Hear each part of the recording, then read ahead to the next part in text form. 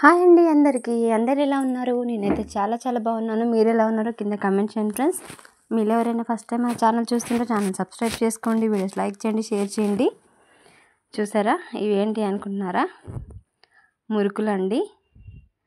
అది కూడా రాగి పిండితో చేశాను. చాలా చక్కగా క్రిస్పీగా వచ్చాయి. చాలా టేస్టీగా ఉన్నాయి. పిల్లలకి నార్మల్గా రాగి పిండితో ఏమైనా చేసిస్తే తినరు కదా, ఇలా చేసిస్తే చాలా ఇష్టంగా తింటారు. స్నాక్స్ లాగా చాలా టేస్టీగా ఎలా చేసుకోవాలో ఇప్పుడు నేను చూపిస్తాను. సింపుల్గా చేసేసుకోవచ్చు. ముందుగా కావాల్సిన పదార్థాలు: రాగి పిండి, బియ్యం పిండి, కొంచెం శనగపిండి, ఉప్పు, కారం, జీలకర్ర పొడి, వేయించి పెట్టుకున్న జీలకర్ర పొడి, కొంచెం ఓమ, కొంచెం నువ్వులు వేసేసుకోవాలి. తర్వాత నేను రాగి పిండి ఇంట్లో పట్టించిందేనండి, ఇంట్లో చేసేసుకున్నాను. ఇది మన మెజరింగ్ కప్ ఉంటుంది కదా, దాంతో 3 కప్పులు తీసుకున్నాను. చూస్తున్నారు కదా, ఈ కప్తో 3 కప్పుల రాగి పిండి తీసుకుంటే 1 కప్పు బియ్యం పిండి తీసుకున్నాను. తర్వాత 1/2 కప్పు శనగపిండి తీసుకున్నాను. ఇది బైండింగ్ కోసమనే. బియ్యం పిండి క్రంచీనెస్ కోసం. నార్మల్గా మనకి రాగి పిండిలో జిగురుతనం ఉండదు కాబట్టి ఇవి వేసుకోవాలి ఖచ్చితంగా, లేకపోతే విరుగుతాయి. తర్వాత నువ్వులు వేసుకోవాలి, ఓమ వేసుకోవాలి. కొంచెం క్రష్ చేసేసుకొని ఇట్లా నలుపుకొని వేసుకుంటే టేస్ట్ బాగుంటుంది. తర్వాత నువ్వులు వేసుకోవాలి, ఒక 2-3 టేబుల్ స్పూన్లు వేసుకున్న తర్వాత ఇప్పుడు కారం 1 టేబుల్ స్పూన్ కారం వేసేసుకోవాలి. తర్వాత ఉప్పు మనకు టేస్ట్ తగ్గట్టు వేసేసుకుంటే సరిపోతుంది. తర్వాత వేయించి పెట్టుకున్న జీలకర్ర పొడి, ఇది వేస్తే చాలా టేస్టీగా ఉంటుందండి. ఖచ్చితంగా వేసుకోండి. జీలకర్ర డైజెషన్ కూడా బాగా పనిచేస్తుంది. ఇవన్నీ వేసుకొని ఒకసారి మంచిగా కలిపేసుకోవాలి. తర్వాత నేను స్టవ్ మీద ఆయిల్ పెట్టేసుకున్నాను. ఇవి చేసుకునేటప్పుడు ముందుగానే అది వేడి ఆయిల్ ఇందులో వేసేసుకోవాలి. మీకు కావాలంటే కొంచెం బటర్ అయినా లేదంటే నెయ్యి అయినా వేసేసుకోవచ్చు.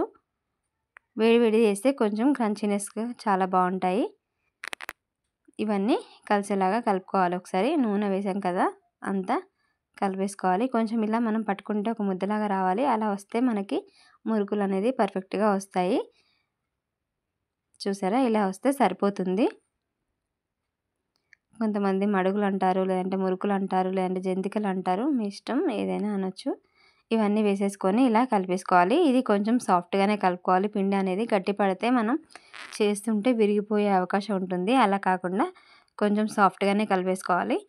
మనకి చేస్తూ ఉంటే పిండి కొంచెం గట్టి పడుతుంది. అలా కాకుండా కొంచెం సాఫ్ట్గా కలిపేసుకొని మనం చేసుకుంటూ ఉంటే బాగా ప్రెస్ చేసుకుంటూ పిండి అందులో పెట్టేసుకోవడమే జంతికల మౌల్లో. చూసారా, ఇలా నేను 3 హోల్స్ ఉండే దాంట్లో తీసేసుకున్నాను. దీనికి కొంచెం ఆయిల్ అప్లై చేసేసుకోవాలి. ఆయిల్ అప్లై చేసుకొని చుట్టూరా మొత్తం పెట్టేసుకోవడమే. అతుక్కోకుండా వస్తాయి. మనం ఏ గంట మీద అయితే పోసుకుంటామో అది ఒకసారి ఆయిల్లో ముంచేసుకొని పెట్టేసుకోవాలి. ఆయిల్ లేకపోతే అతుక్కోబోతుందండి. తర్వాత తడి ఏమీ లేకుండా చూసుకోవాలి, లేదంటే ఆయిల్లో వేయంగానే చిల్లుతుంది. జాగ్రత్తగా చేసేసుకోవడమే. చూసారా పిండి ఎంత సాఫ్ట్గా ఉందో. మనం చేస్తూ ఉంటే కొంచెం గట్టి పడుతుంది పిండి. అలా కాకుండా ఉండాలంటే కొంచెంగా మనం తడి అప్లై చేసుకుంటూ చేసుకోవడమే. చూసారా, ఇది ఇలా చేసేసుకొని ఆయిల్లో వేసేసుకోవడమే.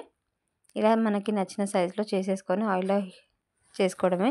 ఆయిల్ మరీ బాగా హీట్గా ఉన్నా కూడా తొందరగా మాడిపోతాయి. అలా కాకుండా మీడియం ఫ్లేమ్లో పెట్టేసుకొని ఫ్రై చేసుకుంటే చక్కగా వస్తాయి. అవి కలర్ ఏమీ రావు కదా, మనకి కలర్ డార్క్ కలర్లోనే ఉంటాయి కాబట్టి ఇలా బబుల్స్ తక్కువ అయినాక తీసేసుకుంటే సరిపోతుంది.